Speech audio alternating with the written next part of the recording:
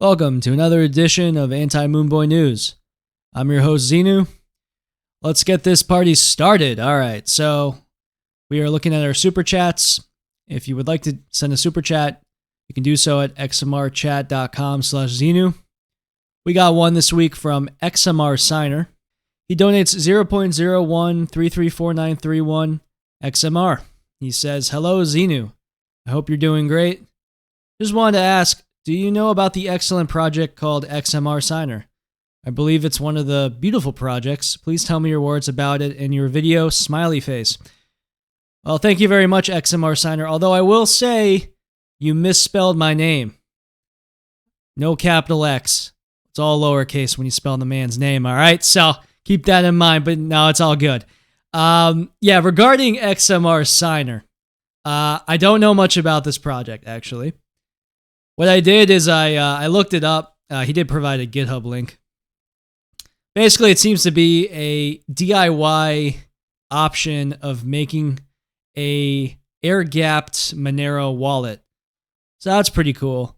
The only thing I will say, though, is that it looks like it's still like a work in progress, or at least it's in like the beta stage. So I wouldn't really recommend this to anybody except those who, want to get in early and, maybe help out with the production of it. Currently, they have a CCS proposal that is in progress, and there's a lot of, housekeeping it looks like they're working on. So maybe in the future, this will be a cool option. But other than that, I don't really know much about it. Thanks for the donation. All right, so let's get to this week. It was a freaking crazy week for me. I had 3 job interviews, all for the same company. So if I don't get this freaking job, I'm going to lose my mind. So that happened. I was running around working on the Tor video, which I'll talk about in a sec. So I did not really do much else for my channel. I do not have a website yet. I really want to get that done this week, though. The intro song is on the back burner. I got to meet up with my friend because he wants to, he's a guitarist, so I'm going to just work it out with him and record it. Regarding darknet market maximalism, did not do any writing on that either. I'm telling you, I was busy this week. But I will say, though, the album art has been completed. It is freaking awesome. And I will be having a merch drop alongside the launch of Darknet Market Maximalism. And the album art is going to be popular. That's all I'm going to say. You guys are going to love it. I'm really excited to launch it. But for now, it's under wraps as I continue working on that. Hopefully I can get some writing done today, actually, because I have some free time. So I want to get working on that. Right now, it looks like there's going to be 12 sections or chapters to Darknet Market Maximalism. So I'll be working on that over the next month or so, and still in line for launching in April. Now, this week, really the main project that I had was the Tor video. I made a video about how to do a Tor configuration. This might be the most important video I've made so far, actually, for Attack of the Poison Outputs, because as I quickly found out, nobody really has any idea how Tor works or how, especially how running a node works. The documentation that's available is very confusing. It's contradictory to each other. There's a lot of different opinions. So what ended up happening was I had I didn't even have a config file for my daemon. What I would do is I would just add a bunch of flags to it. So what I did is I DM'd Uvern XMR, who helped me out with this Tor video, what I was doing. And he basically was like, "You're doing it wrong." I'm like, "Oh, that's great." And then we kept talking back and forth, and I realized not only was I doing things wrong, but I wasn't really understanding why I was doing those things. And so I asked him a lot of dumb questions, and he was so helpful with that. And in the process, I think I've made a video that really walks through what's actually going on, because the process for running a node is overly complicated. And really the other video that's recommended all the time for running a Tor node for Monero was Mental Outlaw's video, and he didn't really go into any detail about how anything really actually works. And he kind of just followed the guide on Get Monero, which was terrible. Like I'm talking to Over and XMR about that, and he's like, yeah, that guide was rushed and it's confusing and like all this other stuff. So my mind is already racing this week with the fact that like all of this like node documentation is like just bad. So I wanted to get this out because I think this will be really helpful. You know, if you're somebody who doesn't really understand any of it like me prior to making this video, I think this will be something that you can really use as a tool. And the config file basically does all the work for you, so you don't even really have to do that much. So anyway, you know, I'm at this point now where it's like, well, I guess Monero's network infrastructure is held together by duct tape and gum. And I'm recording the Tor video. I swear to God this happened. I'm recording the Tor video, and my phone goes off because I got a DM on Matrix, which is a messenger. It's bridged with IRC, so I use that to kind of follow what's going on with Monero. And I got a DM from Rucknium. And this little arrogant SOB messages me the link to OSPEAD and a message that said, I think you might find this interesting. Oh, what a dick. So anyway, I got that message. No, I love Rucknium. He's the man. He sends that over to me, and mind you, I'm already like kind of like disturbed by the fact that no one has any idea how nodes work, or at least a lot of people don't. And now I'm reading this document that's basically saying that ring signatures suck ass, which I already knew, but even worse than we thought. So I have to still read through all of the research that was done because there's a lot of paperwork to go through here. Plus, I have a lot of questions I want to ask Rucknium. But the gist here is that through subtraction, you can basically look at any transaction and eliminate 75% of the decoys, essentially meaning that the ring signature size is only 4 and not 16. Well, technically 4.2. Obviously, this is terrible. And it compounds on the fact that if you use this with, you know, co-spends, this makes Monero much more vulnerable. And it only makes it more necessary that we get full chain membership proofs soon. The problem, though, is we don't want to rush full chain membership proofs. So we're kind of stuck with, you know, a lot of different options on the table. Now, this will be debated likely over the next couple weeks. But from lurking the chats, what we can do is we can adopt this OSPEAD methodology, and this would essentially make ring signatures good again, according to Rucknium.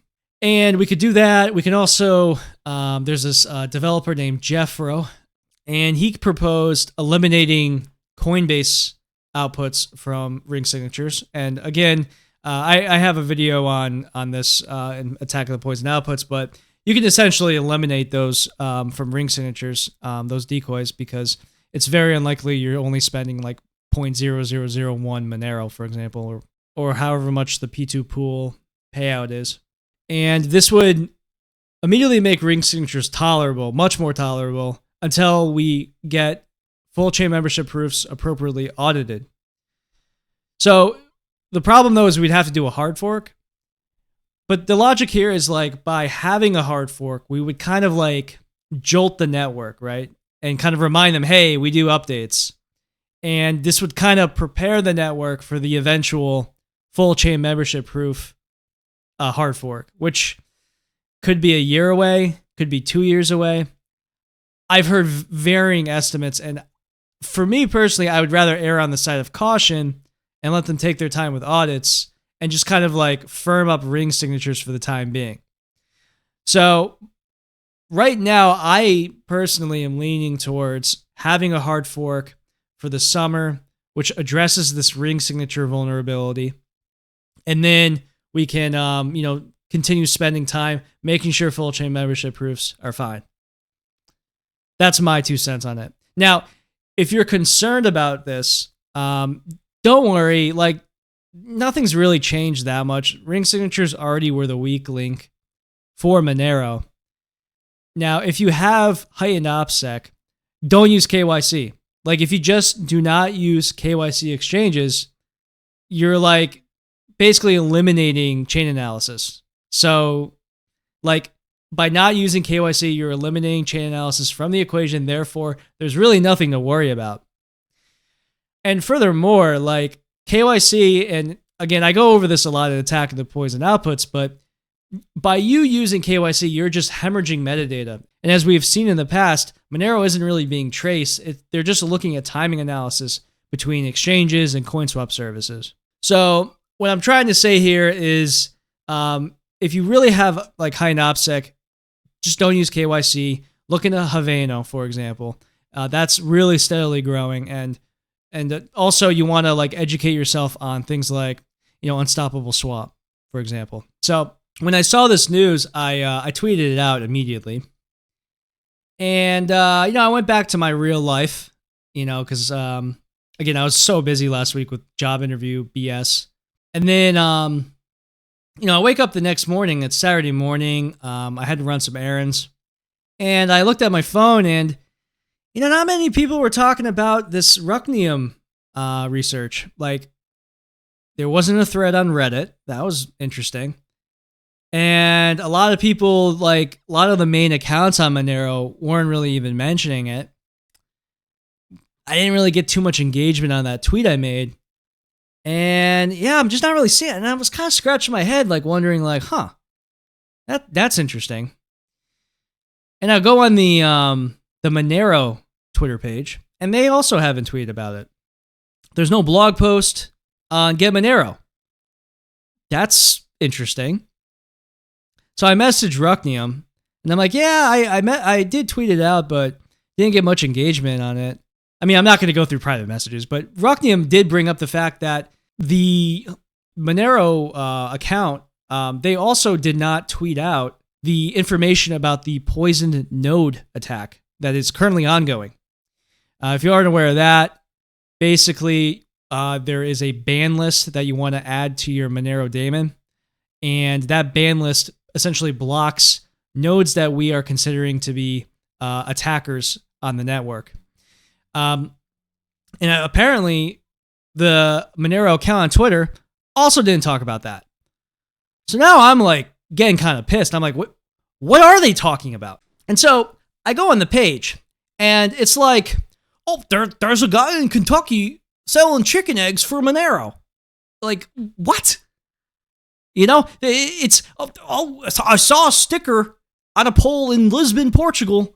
I understand talking about community stuff. Okay, I made the chicken story up. Okay, but you probably believed me. Okay, you probably believed me, because that's the quality that Twitter page has half the time. Okay, like, it's fine tweeting community stuff. I'm not saying to not do that. Okay, but like vulnerabilities, that should be the top priority of that channel.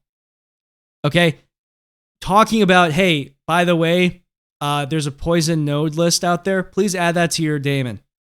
Why was that tweet never made? That takes 2 seconds. It's a Monero Research Lab endorsement. The only way you'll know about that, by the way, that poison node list, is if you go on Reddit. That's literally the only place that has it pinned at the top of their page. So are we like relying on Reddit now for our information about Monero and like vulnerabilities that have happened recently? I mean, the only reason I know about this is because I have no life and I just lurk the IRC chats. But like for regular people, I mean, you know what I mean? And with this OSPEAD stuff, I mean, you don't have to like make it dramatic, okay? But we have one of our best researchers come out and say, hey guys, by the way, in my opinion, based on my research, which I'm publishing here, Monero's ring signatures are not 16 in size, they're 4 in size. That should be a pretty big news story for Monero. They should be tweeting that out. Hey guys, ring signatures are not as good as we thought they were. They should be tweeting at least something about this. Now, there are alternative news sources for Monero. I mean, I guess I am one of them now, right? I'll give a shout out because there were two other news sources that I think did a much better job than whatever the hell the Monero team is doing. And that, by the way, includes Get Monero because evidently they just don't use their blog anymore. We got one here, Revuo, and they kept it very neutral. Nothing wrong with that. They didn't really go into like any intricate detail. They kind of just said Rucknium completed a milestone in his research project. You can read about it here. He recommends using the OSPEAD techniques to lower the success probability to 7.6%. That's great. You know, that's a nice little concise summary, right? We also have Monero Observer. I really like this news release they put out here. You know, Rucknium publicly releases all OSPEAD related documents and code after 3 years of research. Rucknium had published all of the HackerOne and CCS document and code submissions to their optimal static parametric estimation of arbitrary distributions project after 3 years of research.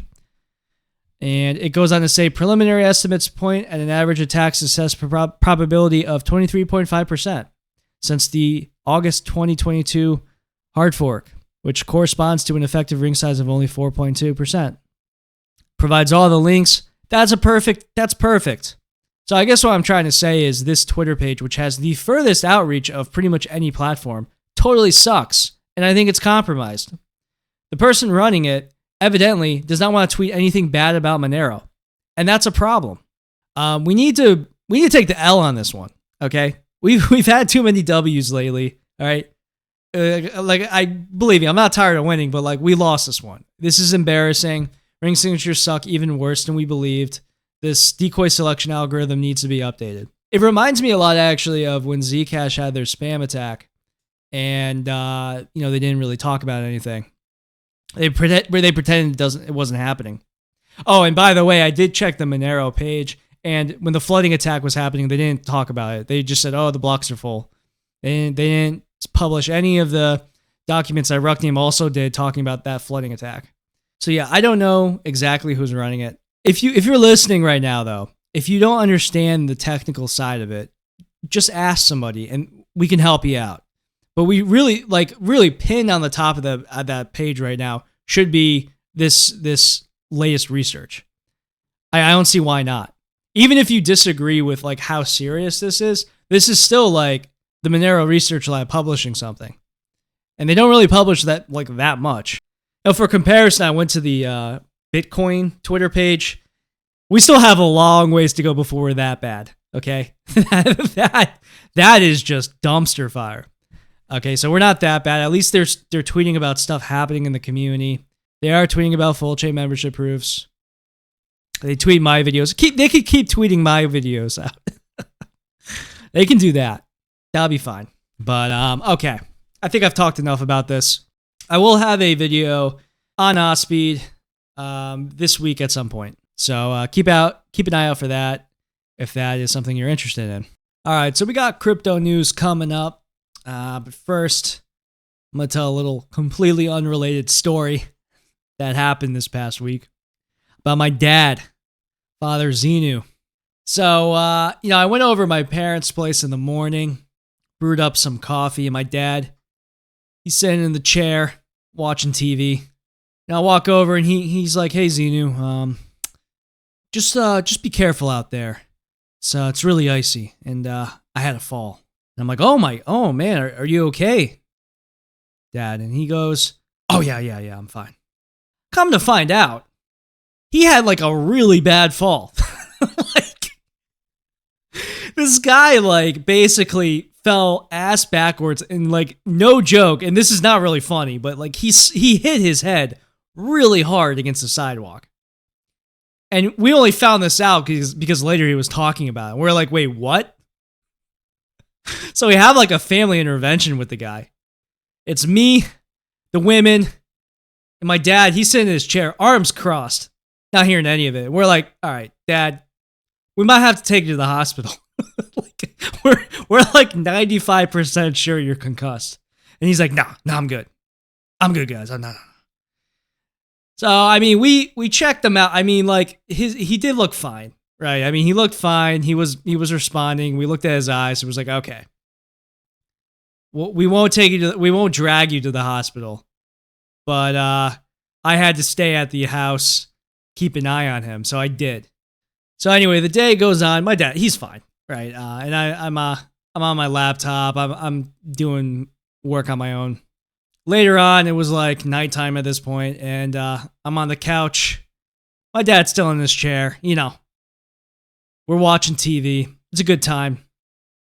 And my sister has evidently spent the entire day Googling about concussions and on WebMD or whatever.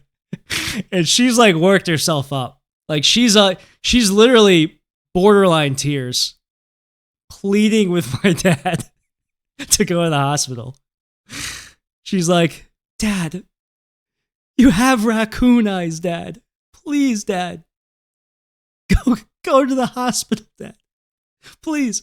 And I'm sitting there just like, oh, he's not moving. And my dad, without missing a beat, just says, listen, if it was that bad, I'd already be dead by now. He said that to his daughter. She's like literally crying. He's like, no, listen, it's not that bad. I'm watching Band of Brothers right now. All right, they're going up Currahee. I'm not fucking moving out of this chair. All right, fucking get out of my face. Oh my fucking God, it was so funny. He's fine. We were taking it seriously. He was fine. That head stuff though is crazy. Just cause like, you know, you hear these stories about some guy who like accidentally bumps his head on like a table or something, and then he dies like that night. You know, it's like head injuries are so unpredictable. So now he's fine though. After like he was a little concussed at first, but like he had a headache, but that did go away. So Father Xenu is fine, and he's able to watch Band of Brothers. So everything's all good. Okay, let's get to some news now. So we're gonna open up talking about Zcash, and they are having a bit of a struggle with funding lately. Evidently, they had been hedging on the fact that Zcash's price would be a lot higher than where it's at now. Yeah, right now, Zcash is at $33. Oof. Yeah, they've had a rough bull run here. I don't know the specifics of it, to be completely honest with you, but they're proposing more dev tax stuff because they're like $1 million behind in funding. Now, I mean, I talked about Zcash last week, so I'm not going to go too into detail here, but like, these people are trying to be friendly with regulators. And it's like, regulators want projects that endorse privacy to cease to exist. You know? So like, being friendly with these people it's gotten them nowhere, right? Monero, on the other hand, did not bend the knee to any of these exchanges. And it's gotten delisted repeatedly. And yet Monero is not only being adopted more, but it's outperforming Zcash in price pretty significantly. You don't negotiate with terrorists, right? Don't negotiate with KYC exchanges, okay? Screw them. If they don't want to list your product, they can go screw themselves, right? This is the approach Monero took. Guess which one's being adopted? Okay, so moving on, we come now to Peter Schiff.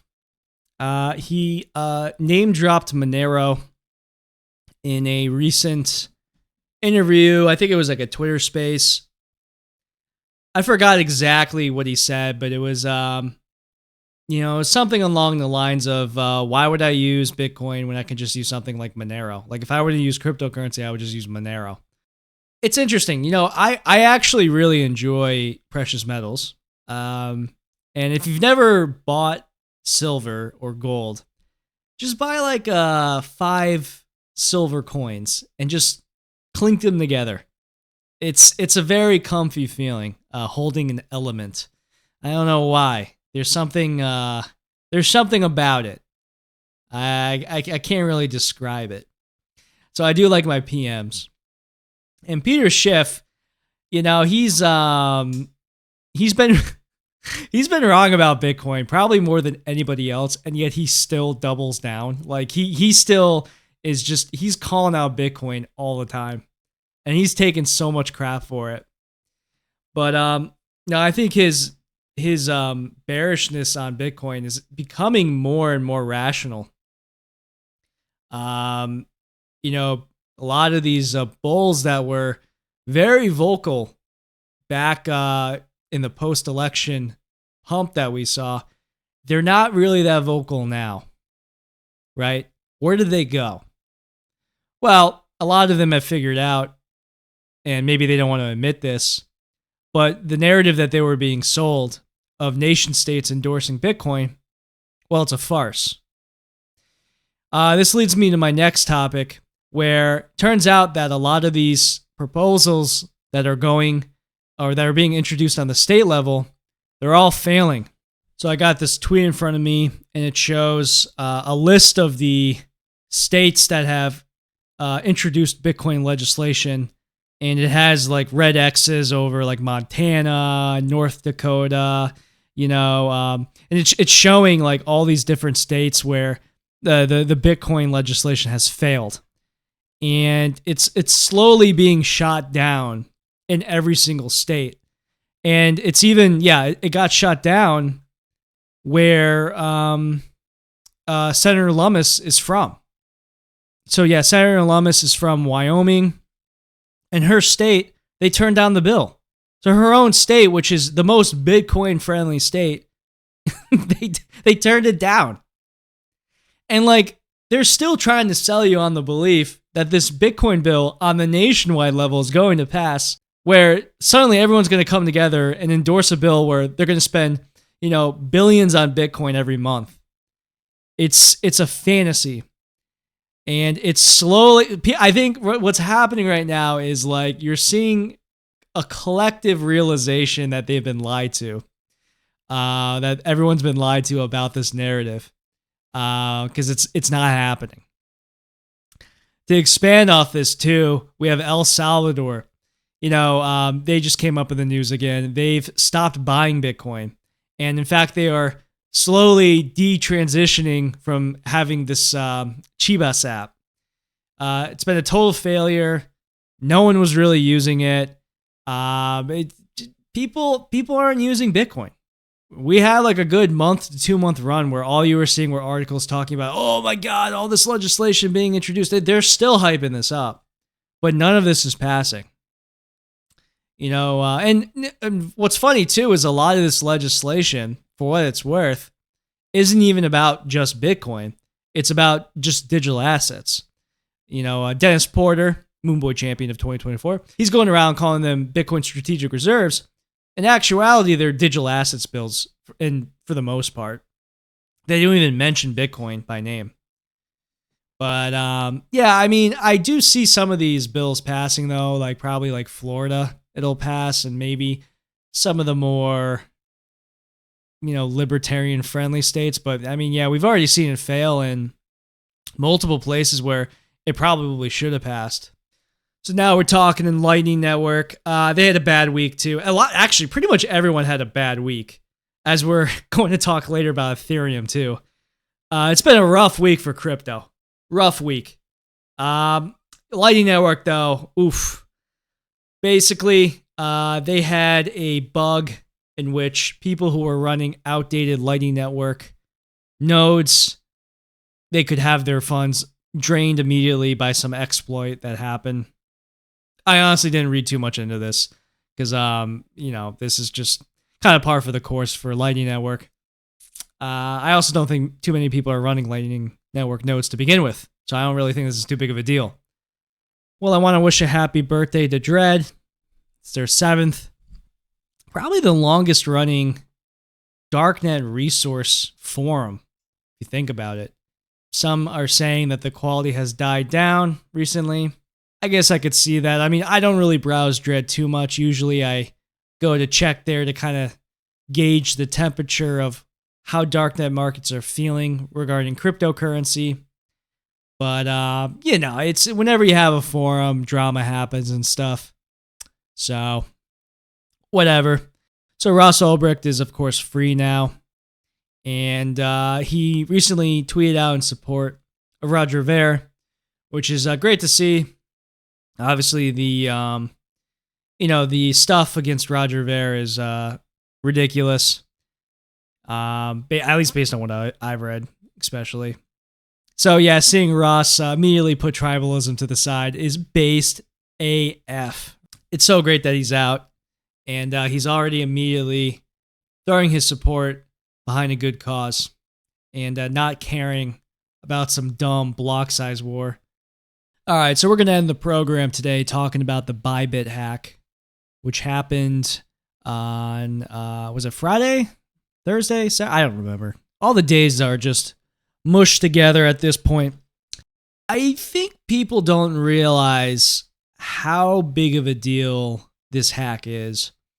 And I think that this is going to be the foot in the door that governments have been looking for with regards to regulatory action against non-KYC CoinSwap services. This is, as far as I understand it, the largest hack ever. Not just cryptocurrency hack, the largest hack ever. $1.4 billion worth of Ethereum has been stolen from Bybit by means of a rather clever Trojan contract that was sent to a storage wallet that Bybit had owned. I have a really good post here that kind of broadly summarizes it in this tweet, and then they go into more detail. But basically, the hack involved the four broad group of events, and it says, 1, attacker deployed a Trojan contract and a backdoor contract.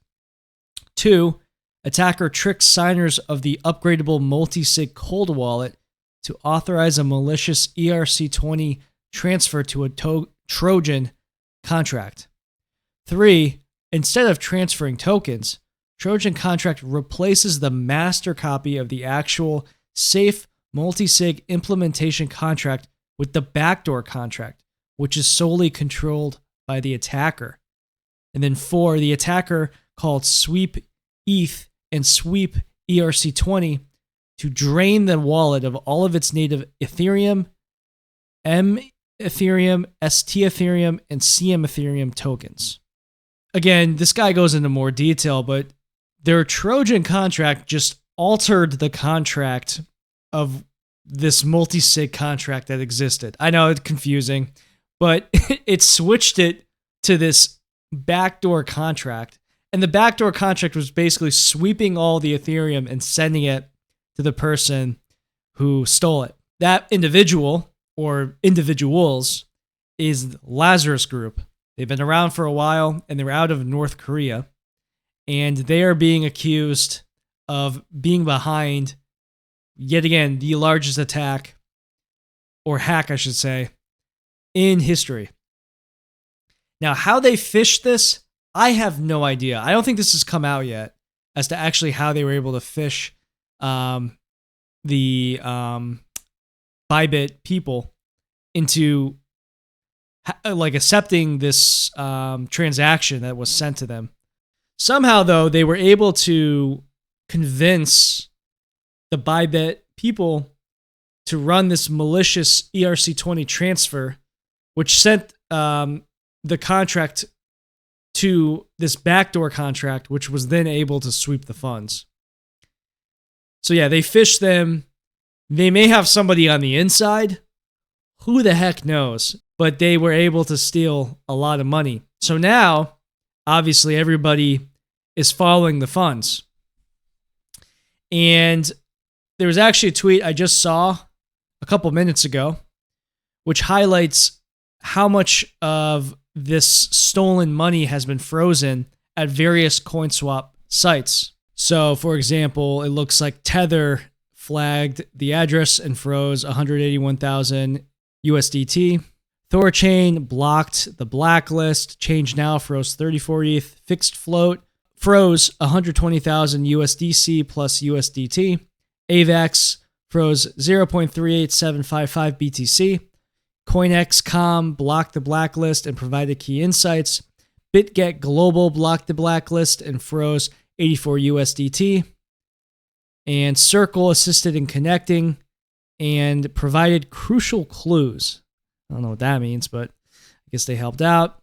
What I want to really point out here, though, is, we're hearing about the coordination between these services that are all you should consider compromised. Like, this is actually a pretty good way of exposing who's compromised and who isn't. So, like, Thorchain, yeah, sucks ass. Fix Flow, Change Now. If you're seeing a name on this, you want to avoid using this in the future. Because right now, it's just the North Koreans, but in the future, it's going to be people who care about privacy. And we're seeing the beginning of really what is the decline of these non-KYC CoinSwap services and their usage. And the reason for that is because governments are going to start going after them with regulations. I really firmly believe this. And yeah, this attack is going to be the kind of the lightning rod for this, because you're going to have, nation states saying, why do these websites exist on the ClearNet, right? Why are we allowing these sites to exist? The North Koreans, they were able to steal all this money and funnel them through these sites and get in return cryptocurrency that can't be stopped. And the thing is, they are able to do that because there are websites that aren't blocking them. In this case, with so much value being transferred, obviously Monero is not a candidate choice for them to swap into by virtue of liquidity issues, right? So they've been mostly swapping into Bitcoin. In fact, I don't even know if they're swapping at all into Monero. We're not hearing too much noise about what they're swapping into. I'm sure we're going to be hearing more about this. This story is a big deal, guys. This is not like some nothing ransomware attack. It's the largest hack in history. Like, this is crazy. And while Monero isn't primarily being used, it's mostly Bitcoin. And yes, Bitcoin is being traced. There's a bunch of different people tweeting out transaction graphs. People are following all these funds.